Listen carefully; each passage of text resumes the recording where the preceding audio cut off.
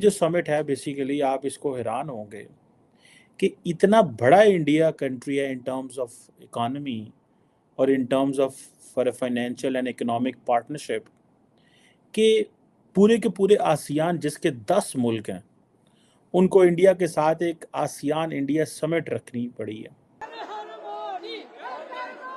इन 10 सालों में या 15-12 सालों में तरक्की की है इंडिया ने, भारत ने। इससे पहले कुछ भी नहीं किया था। तो ये एक बंदे ने आके सबको इकट्ठा किया, जगजा किया, समझाया। लोगों को आज जेबें नहीं भरनी, जेबें लोगों की खाली नहीं करनी, आवाम को कुछ दिखाना है। इस वजह से उसने सारा कुछ ऊपर लेके गया मुल्क को।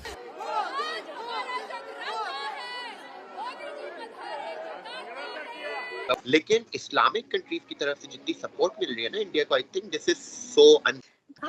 अगले दिन हमें पता चला कि हमारे वज़ीर आज़म ने जाना था कीनिया किसी कॉन्फ्रेंस में, वो गए ही नहीं डरते डरते। भाई उन्होंने 6 घंटे को कैंसिल करके उन्होंने लात मार के उन्होंने कहा चलो भाई निकलो, मैं जा रहा हूँ 3 दिन के लिए इंडिया। और मैंने तो अक्सर एक चीज देखता हूँ, पाकिस्तानी लीडरशिप को तो कोई भी नहीं बुलाता यार।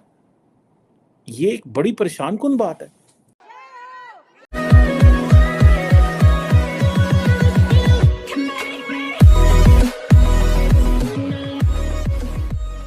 नमस्कार दोस्तों। अब कमर चिमा कई बार आपको कुछ कहता हुआ नजर आता है, भारत की तारीफ करते हुए नजर आता है, तो कई बार ऐसा लगता है कि भाई इतना दुखी होकर क्यों भाई ये चर्चा कर रहा है, इतना दुखी होने की क्या ज़रूरत है। और भी कई सारी पाकिस्तान के यूट्यूबर्स है या फिर कहे कि जो कंटेंट बनाते हैं, और वो कई सारे लोग ऐसे हैं जो कि ठीक तरीके से डिलीवर करते हैं। लेकिन कमर चिमा हमेशा से इस सिचुएशन में होता है कि भाई देखिए इंडिया कितना बड़ा है इकोनॉमी वाइज, अगर आप देखें या फिर जो भी पर्सपेक्टिव से आप देखना चाहते हैं, देखिए इंडिया इतना बड़ा हो चुका है कि भाई आसियान इंडिया एक अलग से समिट रखनी पड़ रही है।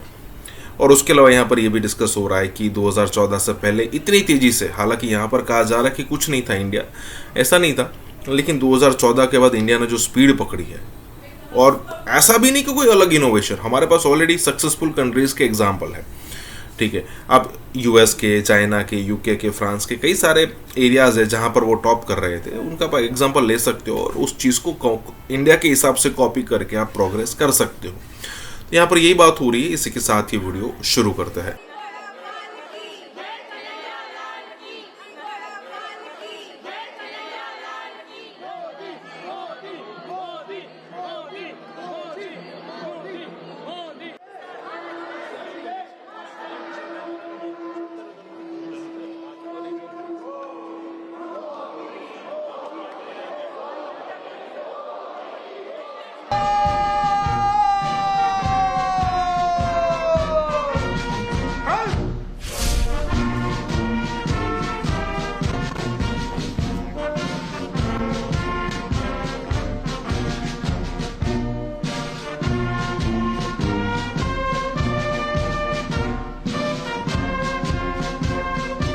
और फुल वजन उन्होंने नरेंद्र मोदी को दिया।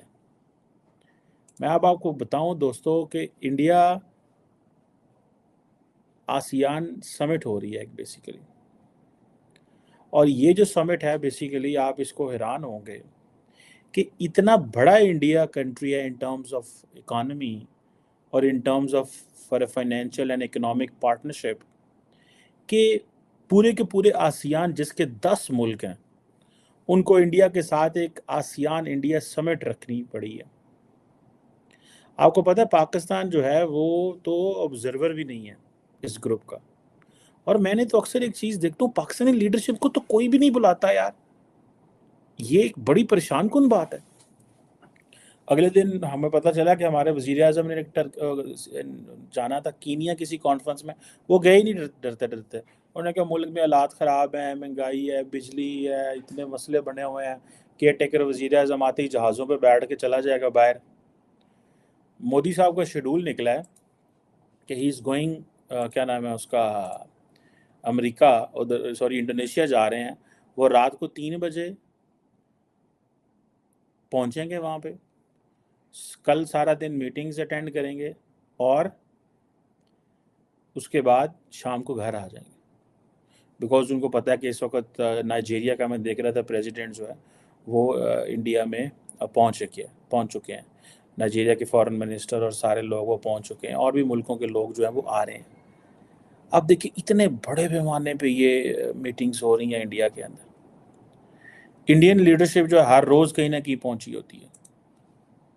अमेरिका ने जिस तरह उनके पलड़े में वज़न डाला है, अब इंडोनेशिया जो है वो बेसिकली ये इंडिया आसियान समिट जो है इसको हेड कर रहा है, बिकॉज ये एक वो रिवॉल्विंग पोजीशन होती है। तो इस दफ़ा इंडोनेशिया जकार्ता में हो रही है। अब देखें कि हम आसियान के पार्टनर नहीं बन सकते, हम उसके साथ मिलकर काम नहीं कर सकते, हमारी वो कैपेसिटी नहीं है। अच्छा, ऑस्ट्रेलिया, जापान, चाइना, अमेरिका, ये सारे डायलॉग पार्टनर्स हैं इसके।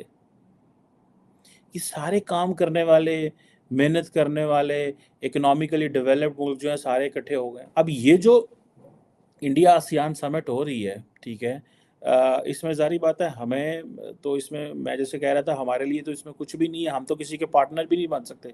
हमें तो इंडिया जो है उसने ब्रिक्स में नहीं आने दिया, उसका मेंबर भी नहीं बनने दिया, वीटो कर दिया। पाकिस्तान ने अप्लाई नहीं किया हुआ, पाकिस्तान ने को फॉर्मली इसमें अप्लाई नहीं किया हुआ, लेकिन जब डिस्कशंस होती हैं तो डिस्कशन से पहले स्नब कर देते हैं ना।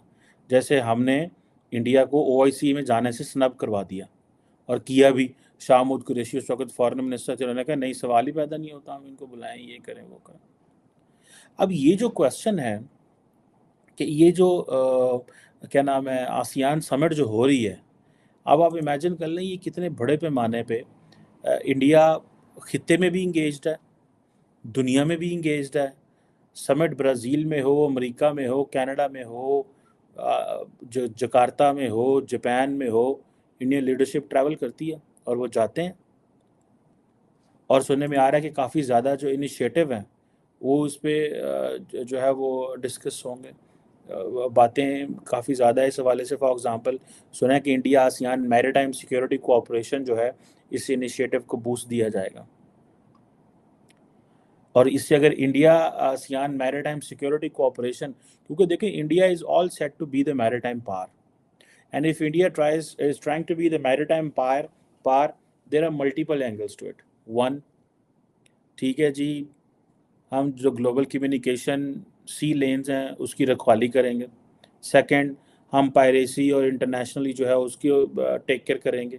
थर्ड, हम चाइना को वॉच करना चाहते हैं और उसके जो एम्बिशंस हैं in the Indian ocean and the Pacific ocean, उसको वॉच करना चाहते हैं। फिफ्थ, जो जारी बात है इम्पोर्टेंट पॉइंट है कि when India becomes a naval power और अ मैरीटाइम पावर, तो दैट बेसिकली इट डिटर्मिन्स कि इंडिया जो है वो अपने जितने भी छोटे छोटे आइलैंड्स हैं या जितने भी मुल्क हैं वहाँ पे ये करेगा कि भाई इंडिया जो नेवी है वो हर जगह पहुँचती है।